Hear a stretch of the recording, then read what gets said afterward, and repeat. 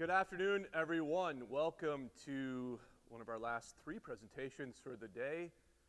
Here to talk to you about the journey from FreePBX 16 to 17. I am joined by Mike White. My name is Chris May, Open Source Solutions Advocate at Sangoma. Seen a couple About Me slides. We'll go through some introductions here and show you a few more. Mike White, Vice President of Open Source at Sangoma, is here as well to help present. And slightly clipped here is Kapil Gupta, who is our VP of Engineering. It's not here, but it did send his warm wishes and was happy for a successful AstriCon and FreePBX. He has been very instrumental in FreePBX engineering. You see him a lot on the forum, so we just wanted to say thanks for that. So without further ado, I'll just flip through some introduction slides here. This is a bit of our agenda. We're going to look at the supported operating systems, the changes, what's new in FreePBX 17, some installation steps as it is currently, and also what we'll be doing with the ISO. So just down to one installation step. It's a big one, but other performance improvements between version 16 and 17, and looking at installation times between ISOs, and a little bit of roadmap, and then some Q&A. So hopefully you have some questions. If they do come up, definitely write them down. We'll take them there. So introductions. This is Tango the frog, the FreePBX mascot. You may have seen the presentation on day 0 showing the bee on the frog's head. So I'll spare you the animation now, but if you can turn your head slightly and imagine it, that is a B for branch, private branch exchange for the eyes and the eyebrows of the frog. I'll just add another point here. The designer that created this, super talented artist, went on to is now currently leading teams at Lego. So I really love Tango and Kit. They're dear to my heart. My kids love them. What I really want to see is a plushie toy. I think he would make a really good one. If you had gonna have to make that happen. The banners outside, we left them out for photo opportunities, so please do take a picture with yourself with Tango and or Kit. So on to introductions. Mike. Hello there, my name is Mike. I am the Vice President of Open Source here at Sangoma Technologies. I see a few people in the room that I've known, from many AstriCons over. This is personally my 13th AstriCon, 4 as a Sangoma employee. I joined Sangoma in February of 2020 by way of acquisition. My company was E4 Technologies. We, much like many people in this room, took Asterisk, took FreePBX, worked with Josh and all the wonderful crews over the years, and we built a business around it. And through that, caught the eye of Sangoma, and it made a lot of sense for me to come in and help others do the same thing that I did. So that's me. This is a recent trade show Mike was at. A lot of Tango in action there with some Sangoma phones and other hardware. So I thought it was a hilarious slide to include. And there's myself. My name is Chris May. Again, I'm the Open Source Solutions Advocate. Found this off the internet here. That's with my older hardware. I have a newer laptop now, thanks Sangoma. I joined about 6 months ago. This is my 4th AstriCon in real life. Only 6 months. In 2009 in Phoenix, 2011 in Denver, where I live, as well as last year here in Florida. And again, I met everyone, had a great time.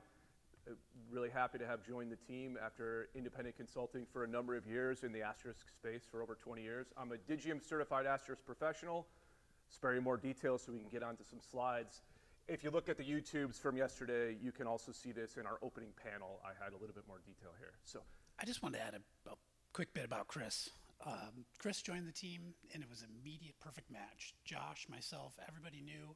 It comes from the community. He's literally one of us, and that's been such a great experience for us so far. It's Chris, so high five. Hey, thanks a lot, Mike. Yeah, so I'm on the forums, happy to help out a lot on the time on the Asterisk forums I'd spent, where had a lot of good rapport with Josh at Penguin PBX is my handle there, as well as the FreePBX forums, where I'm a bit of a noob, as you can see here, I think. So next, Kapil. I think the nice thing I've liked about joining Sangoma is that when we're filing tickets and fixing bugs during the day, our day here in North America, and He is probably awake, actually, on the other side of the world, but he's waking up when we're going to sleep, it looks like, and fixing more bugs and opening more tickets. And so it's just a continuous development process around the clock at Sangoma. And so you see Kapil a lot, very helpful in the FreePBX forums in particular. So please do feel free to reach out to his handle for a lot of questions. He's been an expert in the FreePBX space for many years, has been the lead developer and has a team that he works with, assigns. We work through a lot of tickets together, and I'm happy to be participating in a number of calls with him every week. So, as well as the Asterisk engineers who are all up front, so high five to them, and Mike as well. So that's our introductions. Moving on to FreePBX versioning. So we've got 3 currently supported versions of FreePBX, which is a bit unusual. Normally it's just 2. Now the reason for that is that we have made a big switch to Debian 12 in version 17. So you can see here I've highlighted in orange the Asterisk versions that are currently the defaults with these installs. I would not recommend a 15 install, but 16 is built on SangomaOS 7, which is on CentOS 7, so that is no longer getting security updates. That's been end of life. We'll talk about that over the next couple slides. And then you can see here, Asterisk 21 is current in version 17, but that should be moving to 22 hopefully soon, which is a long-term supported LTS release of Asterisk, which is going to give you a longer-term period of support than version 21, for example. So those are, Question there. yeah. How many folks in the room are still on 15? Okay. How many are using 16? And how many have just moved on to 17? Great. Okay. Sounds like a lot of people are right in the middle, which is great. That's the middle of this slide. So no one's on 14, just doesn't want to raise their hand. We won't ask. So yeah, we'll keep that on the DL.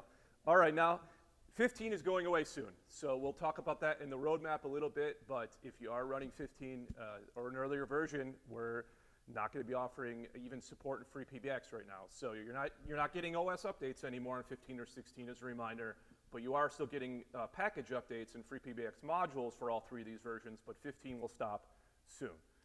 So moving on to why with the change to Debian 12. So CentOS 7, FreePBX 15 and 16 as I mentioned, there's no more OS level updates, not getting security patches. If you did want to get some Asterisk updates, that's still possible, but these are it's very out of date, right? So CentOS 7, end of life last summer, so time to move on. Debian 12, why the choice there? Well, it's one of the reasons I decided I wanted to join Sangoma when I saw this opportunity because of this move. I've been a fan of Debian for many years. It's been around for over 30 years. It's one of the more stable, longest running Linux distributions that's out there. Version 12 came out 2 years ago now, and there's point releases up to 12.9. It's a very rolling release schedule. So, if you do have older installation media from Debian 12.8, don't throw it away. Once you install, you have a few more package updates than you would if you downloaded 12.9, but it's a continuous update process in that version 12, codename Bookworm. So that's going to work until probably 2028 with OS security patches, and there's other third-party providers that can support you longer term. So it's also very popular for virtual machines and cloud providers. A lot of drop-down boxes for Debian.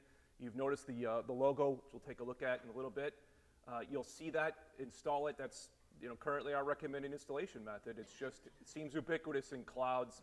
There's also been a lot of tools of cloud providers that have integrated well with it to assign IP addresses, assign host names, other management cloud tools. So something to consider. It's a little change in package format, but not too much. A lot of packages that were written in RPM can be used, a tool called Alien, to convert them to Debian package formats and installed. So something like PHP, which is text, right, is it's just a matter of how you say where that file is going to go and what exact layout when you copy it over.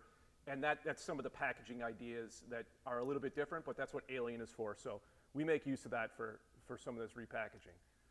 So moving on to what's new in FreePBX 17. Got a few slides here to go over some of the main points that are different. You may have seen some of these slides before. We've been working on this update for a while. New PHP. Well, first of all, let's look at, it's a lot of new plumbing, but the same great UI. You look at a 16 and 17 side by side, very little difference. And we will look at that in a few slides. But this 8.2 support involved a lot of work, a lot of checks to see that we're accounting for variables that we might not had considered, that we need to set values for, so we're catching nulls, that kind of stuff. So you'll see many modules that were updated with for PHP 8.2. Now, Asterisk 21 I made mention of, possibly moving to 22 soon.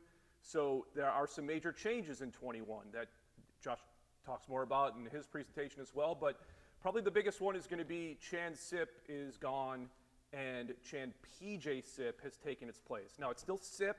There's no need to concern yourself with changing out to some new thing from the phone company. And there are a lot of conversion tools that we include to help make the transition smoother. But what you're going to want to look at is a little bit different layout of some of the registrations and things like that. We have some modules that make it easier for integrated services with Sangoma, where you're just copying and pasting in an API key. There's also some tools to convert inline from Chan SIP to PJ SIP. So no need to fret over the change, though. For the most part, the PJ SIP transition has gone really well. It's more robust, handles more calls throughput, one of the reasons we moved to it. So that said, another deprecation has been the Asterisk macro to go sub. So if you have done something specific in extensions underscore custom.conf, that's an area where you're going to want to look to make sure that you're not using macros. Now, you'll still see a lot of contexts in FreePBX that are labeled a lowercase macro hyphen something. That's just the name of the context, but the Asterisk application is what's changed to use GoSub. So it's a lot of looking at each individual module and making sure it's generating dial plan code that is using GoSub, but otherwise not that big of a day-to-day, except if you have custom configuration. Then you're going to want to really take a look at that, and might be one of the reasons why you really plan out your update to 17. So that was new PHP and Asterisk. Next, we talked about the OS. So it's a new OS and JavaScript. Debian is going to allow us to do upgrades well into the future, as well as dist upgrades between, for example, when 13 comes out, we'll be able to facilitate that. Possibly, though, we'll discuss that as in the roadmap slide a little bit more, what that's going to look like. Now, updated Node.js. So there's updated libraries, a number of dependencies there for a smoother GUI experience. So give that a spin. Now on to moves and moves out. So this is a look at extensions, minor UI change from applications, which was getting pretty crowded, to connectivity.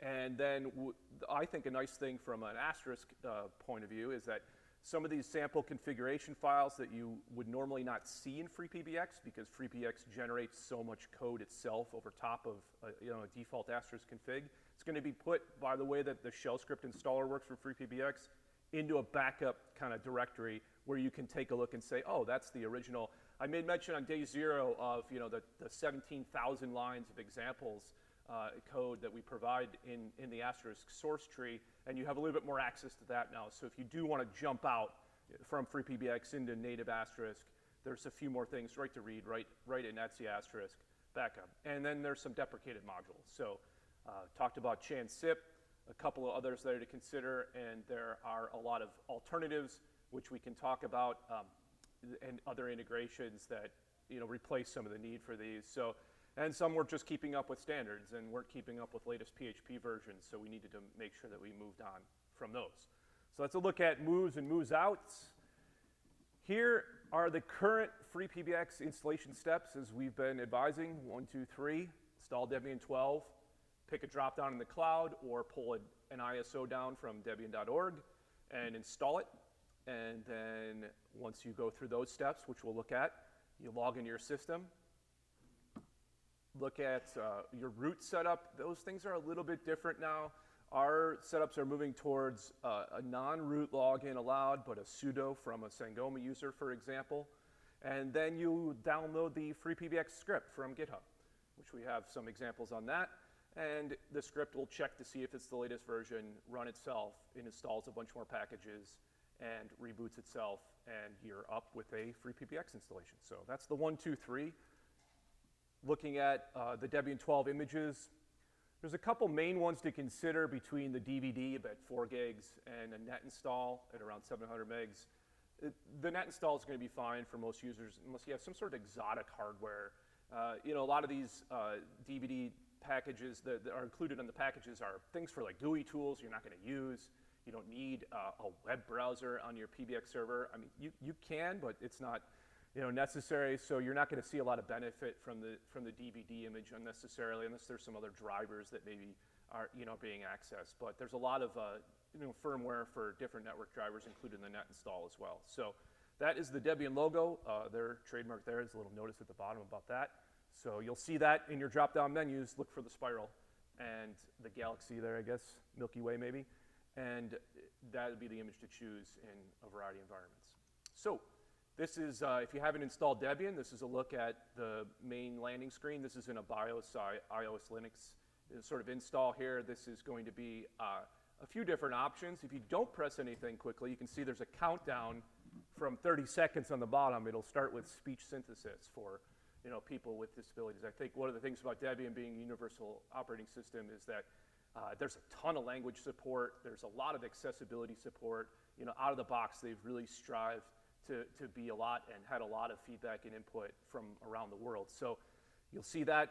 So click something. I recommend the just install, not graphical install. And what that looks like is a few dialogues like this. So most of these you're going to probably move through if it's your first time. I didn't go through like a partitioning slide or what that looks like or networking setups.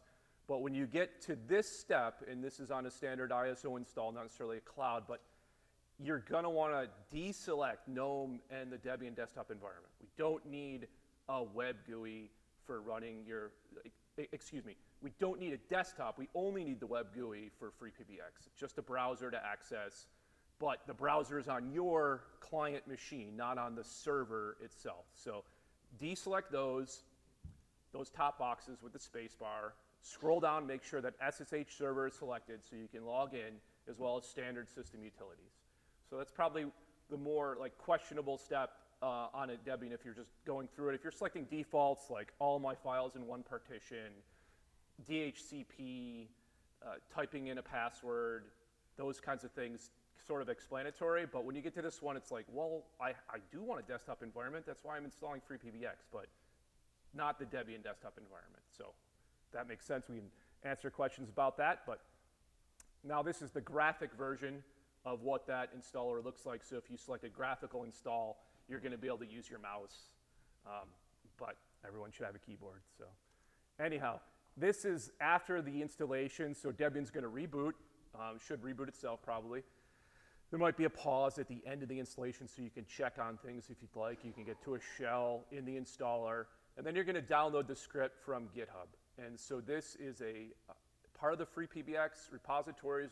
There's a number of different repos for each module, as well as this shell script and security reporting, which we talked about and we'll talk about again. But this particular shell script is a couple lines to download, to run. It takes about 10 to 30 minutes. It's going to update packages. It's going to install FreePBX. It's going to make sure the latest Debian packages that it needs, and it'll install fully, and you'll be able to go to your web browser and start logging in. We'll look at that too. So here's a sample.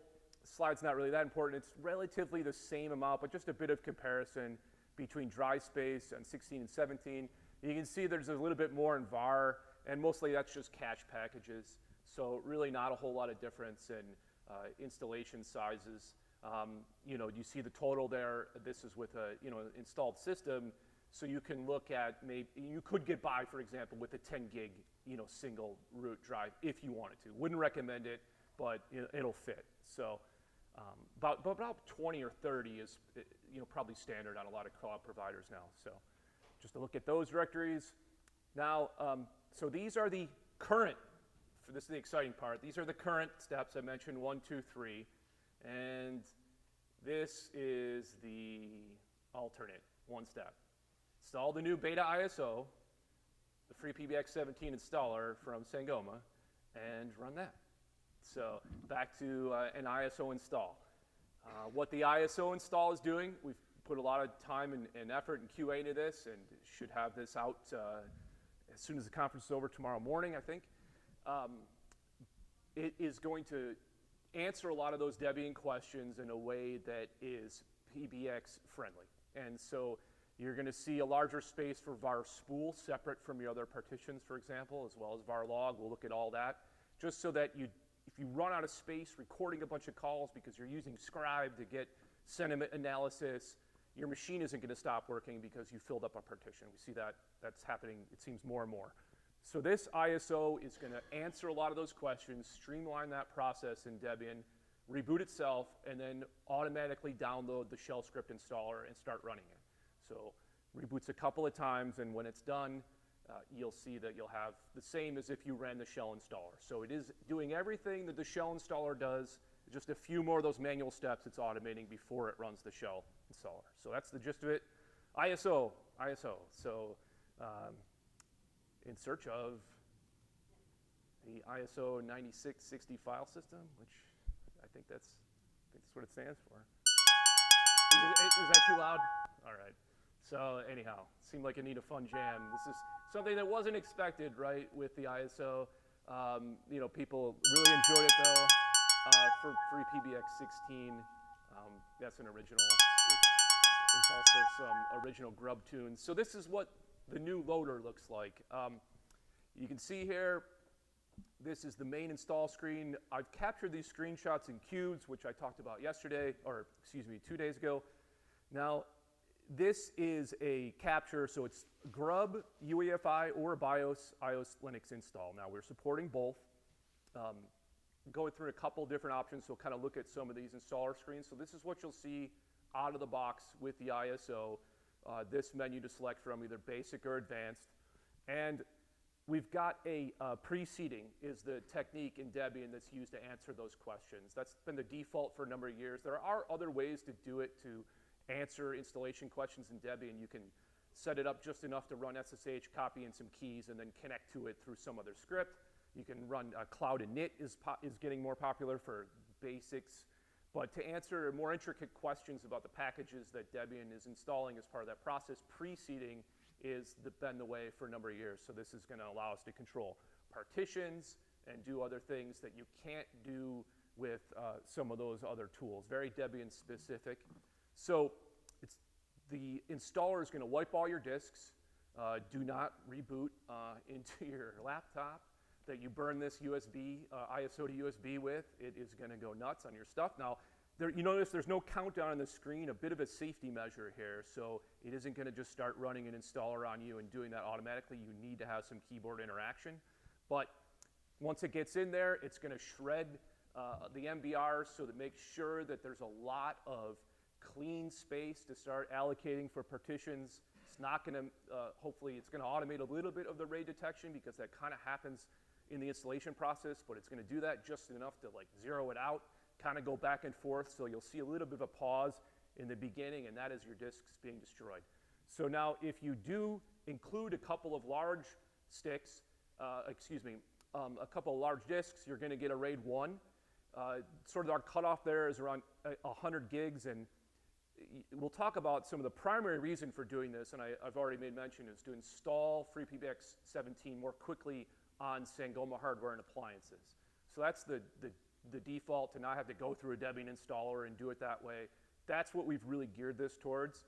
And then as a correlative benefit, we are able to share this with the community. So if you do, though, use a large USB stick, something larger than 100 gigs, it's going to look at it as a disk drive and start rating on that potentially. So to find some, I saw some 4 gigs sticks floating around that has a Sangoma logo on them. Someone has them. I'm not sure where they are now, but yeah, definitely something smaller. The image itself is around 650 megs. It's actually a little smaller than the default Debian install, so we'll talk about that. But this, like I mentioned, it's going to download, run the installer, reboots a couple times, upgrades all your packages. So this is a look now at a couple help tips, which is a little bit lacking. There's actually a few more in the UEFI installer than there is in the BIOS iOS Linux one. So there's actually a whole separate sort of menu, and when you drill in, you'll see options described a bit more. So you'll notice here that there's a suggestion that you try the UEFI installer. Definitely, it's the same ISO, but you'll need to make some settings changes in your BIOS to boot it UEFI, and typically. And when you do that, then you're going to be able to take advantage of some improvements in RAID 1 in particular, which we'll talk about.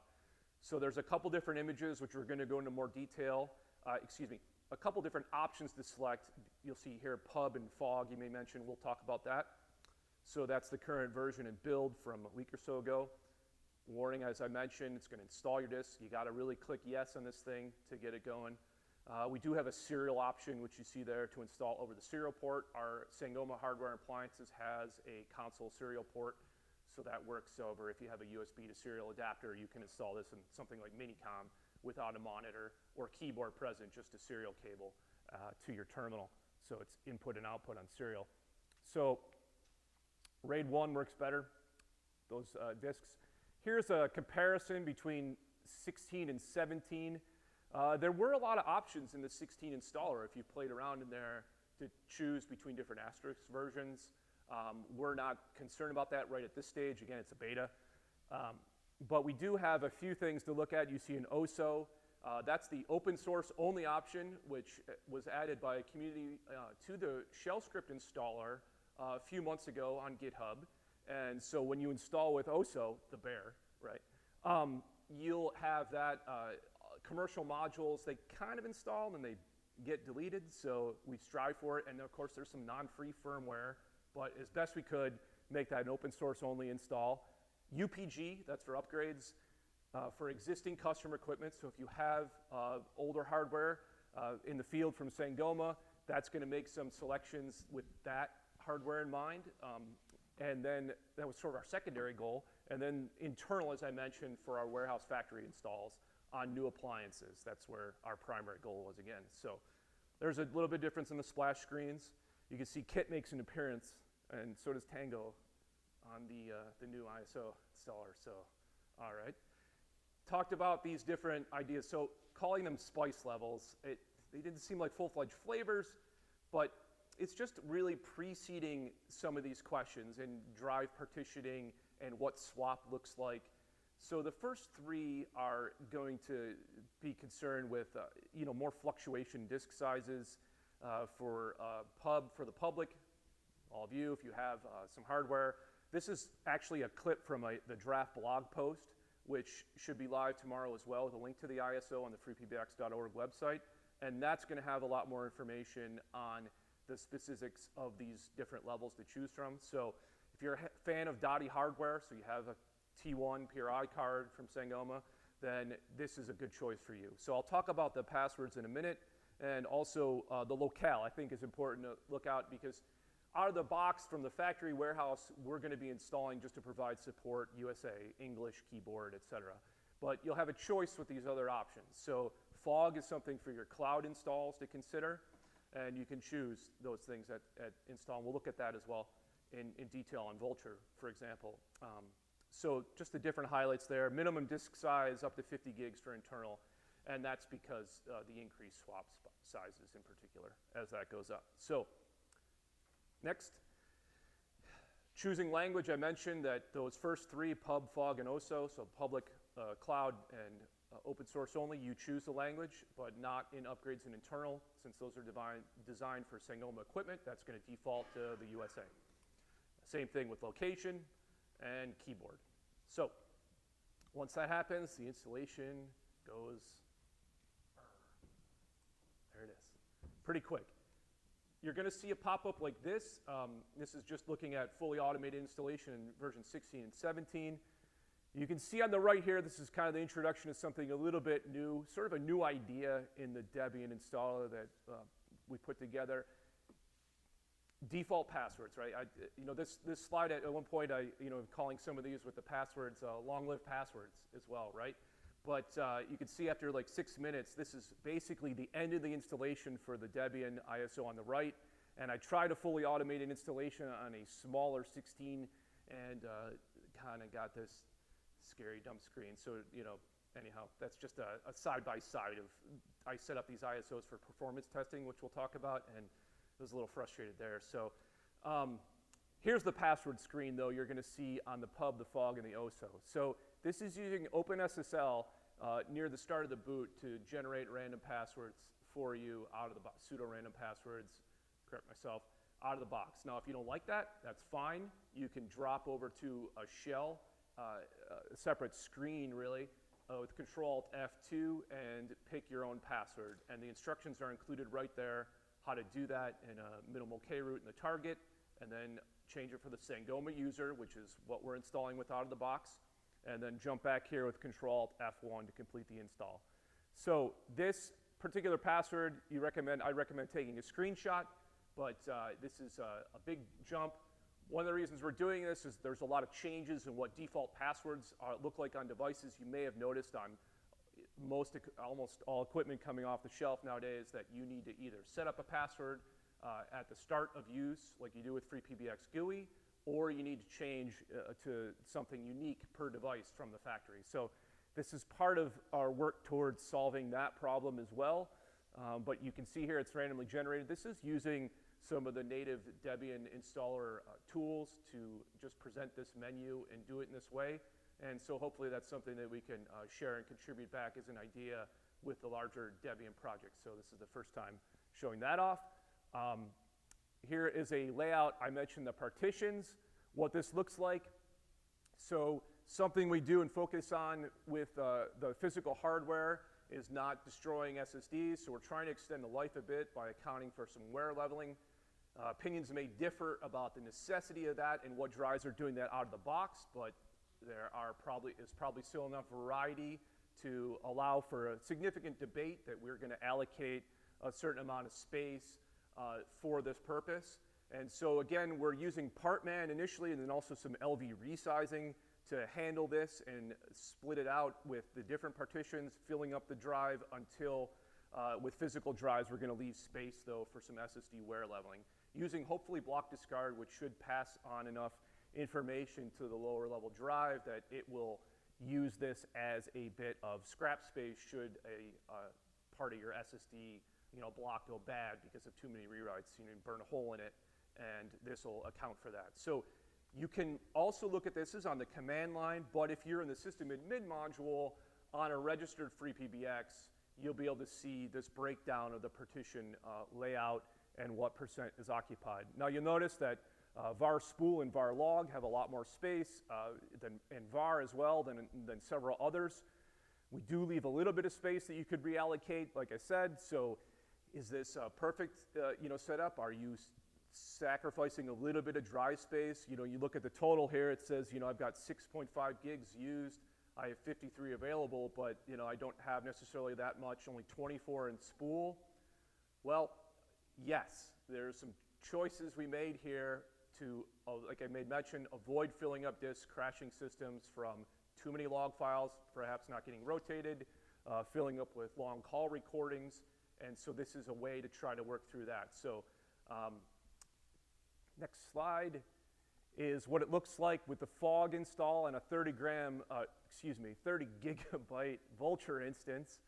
That is a one that I did with our test ISO from Google Drive link. So in order to download from Google Drive, you kind of hack the form a little bit and you get a link. And in Vultr, you can feed a link in. You can't actually upload an ISO yourself, but you feed in the link to the ISO, so you'll be able to feed in a link to the one we published on the FreePBX website and choose it when you install. Hopefully we get this in more cloud providers as a default image, which is something we're working towards. Mike has been working on that with a number of cloud providers so that we can have FreePBX distro as a drop-down right from your cloud provider natively, and you'll be able to access copy of the ISO. So a couple of tips if you are to do this in Vultr, for example. Don't go too cheap with a shared CPU. That's like tip 0. Pick a 30 gig at least. Give it some beef. This isn't just intermittently serving up web pages. This is handling VoIP traffic. It needs some CPU. Can't be sharing it too much. But reverse DNS is something you consider.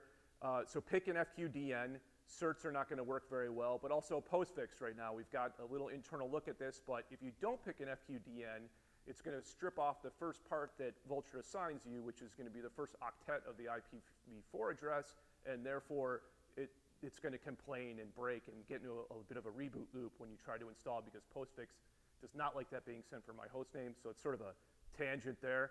You're going to use the virtual console to install, and the reason for that is with VNC, you're going to want to connect is that you're going to see that password that gets generated. You're also going to be able to go through and pick your language and a few other choices, but otherwise a lot of this install is automated, but you can see that in the virtual console.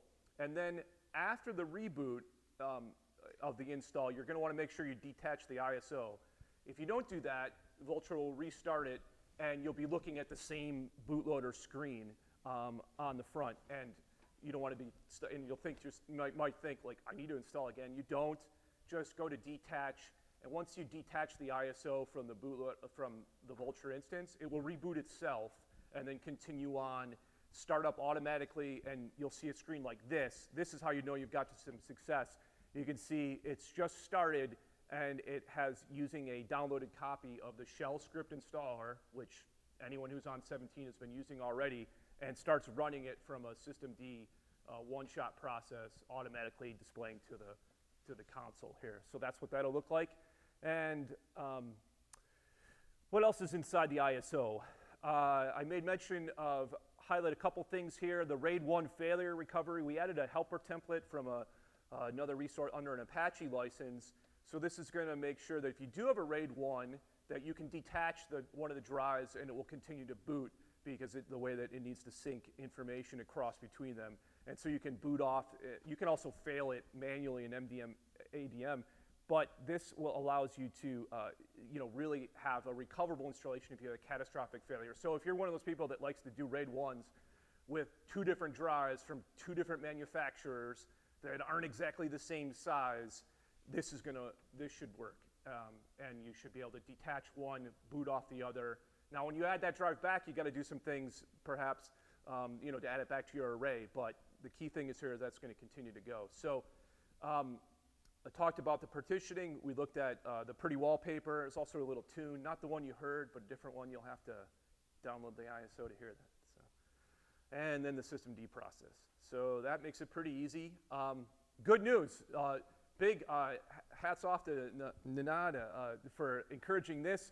Not only are we releasing the ISO here, but as a GPL v2, but we are releasing the build scripts to build your own ISO and become a FreePBX factory too. So that's pretty exciting. It started off as a shell script, got a little unwieldy, had to turn it into an Ansible role along the way. Kind of an odd case for an Ansible role, but it's a lot of templating, repeatability of a process. So it seemed to be a good fit, decomposing the shell script. So the shell script is still stuck in a legacy folder up to version 12.04, and then starting in 12.1, it moved over to Ansible. So if you're curious about Ansible and you're familiar with shell, it might be a good, I don't want to say Rosetta Stone, but because some things didn't get all the way over yet, but it's a lot of ideas there for how to go about decomposing a shell script into more isolated components, and Ansible's great for that kind of thing. It lets you comment. You should tell them why we did open source it. We open source it so if you find an issue with the ISO, you can actually fix it. That was the idea. So yeah. Fully powered. Yeah. If we find an ISO issue on the hardware that we didn't test on, yeah. they're not stuck. Yeah, absolutely. Yeah, thanks, Nanad. Yeah. So this is the single line to rebuild your own. So really what it's doing is it's taking a Debian input ISO, stripping out some things like GUI stuff that we're not going to use, graphical desktop environment, and then putting some pretty wallpaper in and our pre-seed files, and outputting another ISO, single ISO for you to use with those different spice levels to choose from. So there's 2 dependencies to use it, Zorizo and Ansible. And primarily, we did this on Debian 12. So, and then look at some of the other spice levels, which there'll be a blog post to kind of go in more detail about that. But I talked about those different reasons why we had those choices as well. So that is, I think that's the first. So that's just Sangoma's open source commitment again in releasing this and making it available. So hopefully y'all find that useful. Performance improvements, that was the ISO portion. All right, is it even better? All right, yes it is, it's faster. I most identified most improvement in the bulk user import handler, which we'll look at a couple slides on that.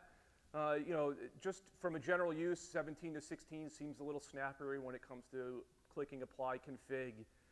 Saw a little bit improvement in dashboard presentation and also minor improvement in bulk handler extension import. So this is, I showed you those side-by-side VMs. We'll look at them in more detail.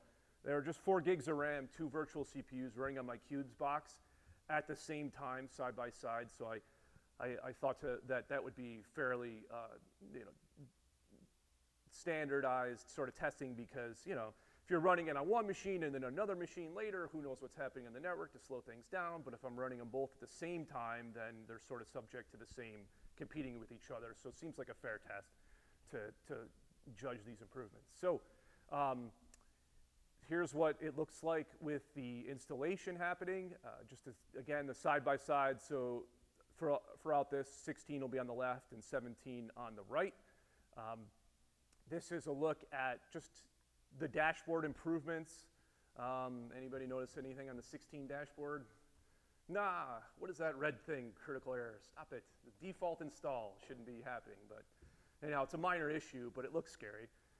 17, a lot of green check marks out of the box, so it's more like what you want to see on 17, and you'll notice disk usage on the right, a couple other features, the Asterisk blog feed, the FreePBX blog feed.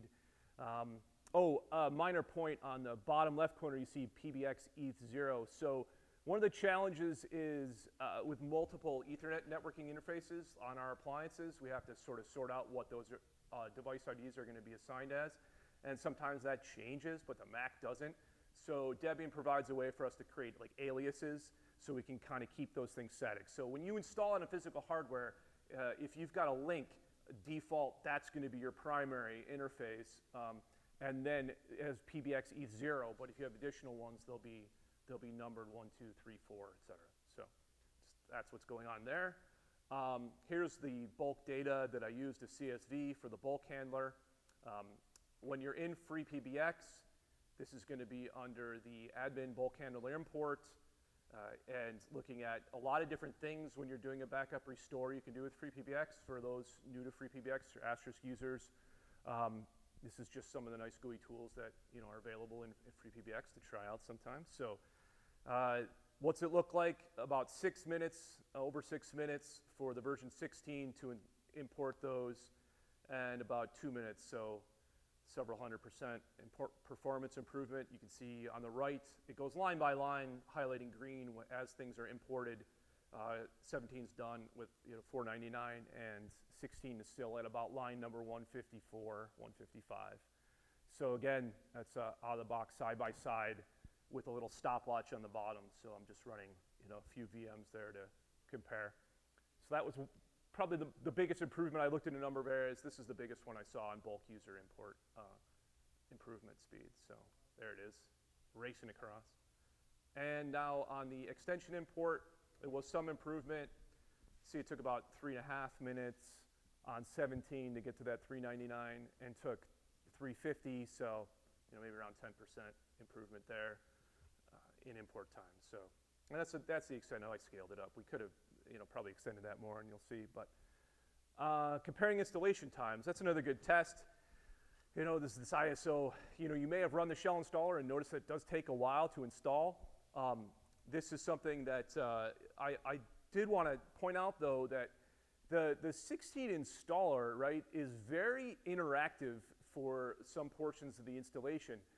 In particular, when it comes to the FreePBX GUI itself, because you need to go in and keep doing updates, right? So that extra 8 minutes there, that involves a series of manual cycles of going upgrade all your modules, process, confirm, and keep repeating, because there's dependencies in FreePBX modules. You can't update one module until you update another sort of situation, so you've got to keep looping through to get to the latest versions. So that can take some time just to get your system up to date out of the box. initial OS installation is sort of comparable, and the script looks like it takes longer, but if you count in how much total time and then 22 to 32 minutes, and then you consider that 8 of those minutes are very interactive. I mean, with this, this internal image or the internal selection, for example, our factory devices, as long as you're on DHCP and getting network connectivity to pull packages down, after that initial grub menu and hitting int, the system's installing itself fully. We use a default password in the factory initially just to complete the rest of the installation, and then we run a separate script, which is also included, that will change the password right before it gets shipped. So for this now in our warehouse factory, we can just select int from the bootloader and then walk away. I mean, that's enough time to get lunch and come back, 32 minutes. Everyone hopefully had lunch, doesn't need to do that now. But that's, you come back and the system's fully booted up, ready to configure up to customer specs. So that involves, like, sometimes we'll change a system from FreePBX to PBExact, for example, register the system, other very customer-specific things.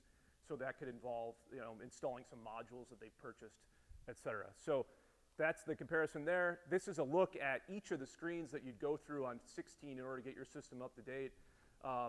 Again, clicking update process, it's got to download, you got to keep going. It's several times. You can see on the far left, the list of modules for the initial update, significantly longer. And as you keep updating, it gets shorter and shorter and shorter. But the point being is that you're still going through clicking, clicking, clicking for those 8 minutes.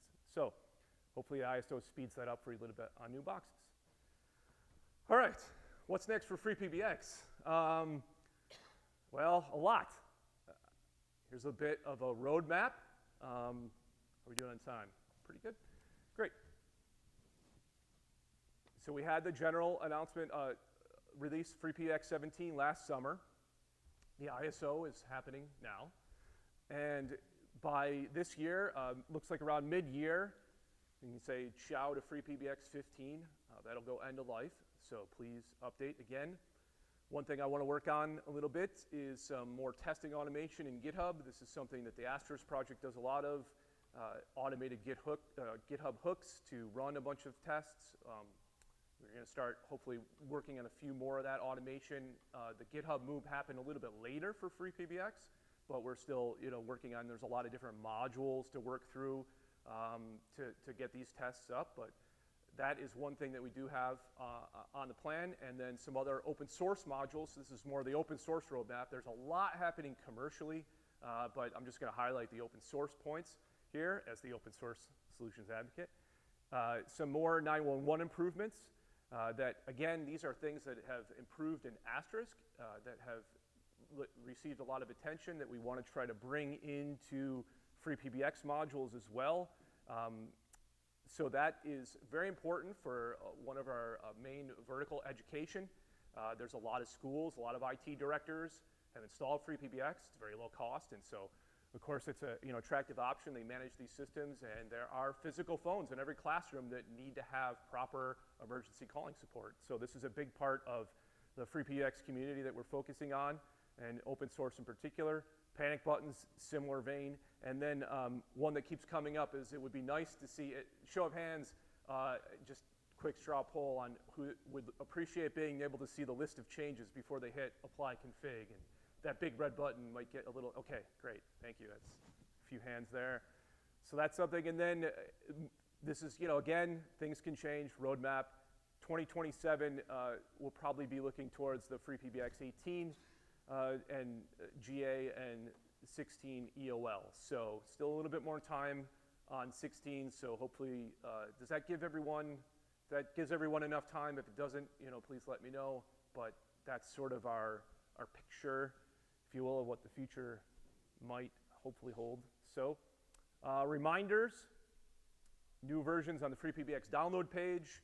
Take a look at the FAQ. These are all links that you can't obviously click on right now, but did want to make another mention of the security policy that Josh has worked really hard on putting together company-wide and also in Asterisk and FreePBX across Sangoma products, that we have methods of privately, securely reporting processes that balance, giving you proper credit or someone you know, and bounties to researchers.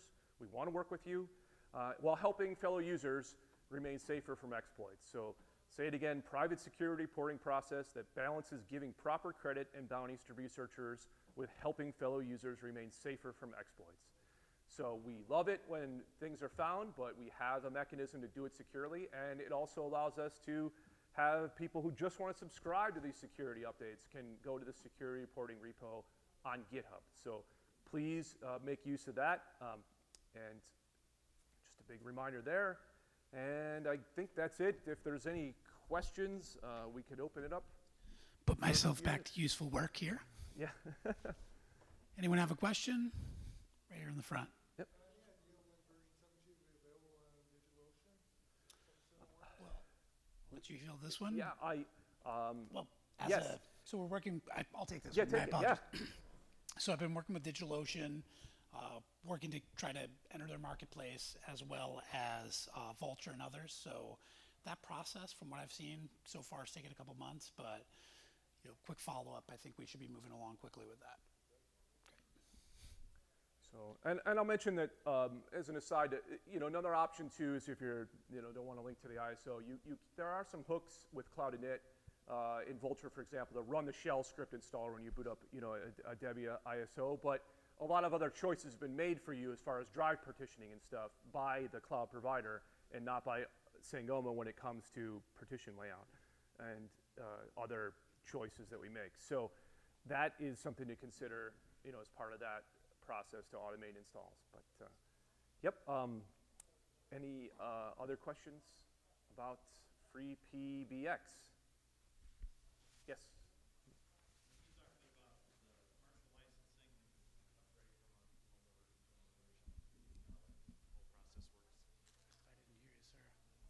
Can you talk about the commercial licensing and how that works with upgrading from older versions to newer versions? Mike. Sure thing. So as you know, right now you can reset in Portal, right? And if you need to, one of the things we did recently for version 17 is we applied a new 2 installs to every activation instance. But does that cover the question, or are you asking about how do we move the commercial module? Okay, great. All right. Any more questions? Well, thanks a lot, everybody. Again, take a look, freepbx.org. We'll have, like I said, that was a slide right from a blog post that we have updated. We'll have ISO and hashes up there to give a spin. So please do let us know on the forums what you think of that and elsewhere, and talk to me afterwards. I'd love to hand you a card and get more thoughts and feedback on that. And hopefully we see many more FreePBX and 17 installs and try to make it a little easier for everybody. So thanks a lot.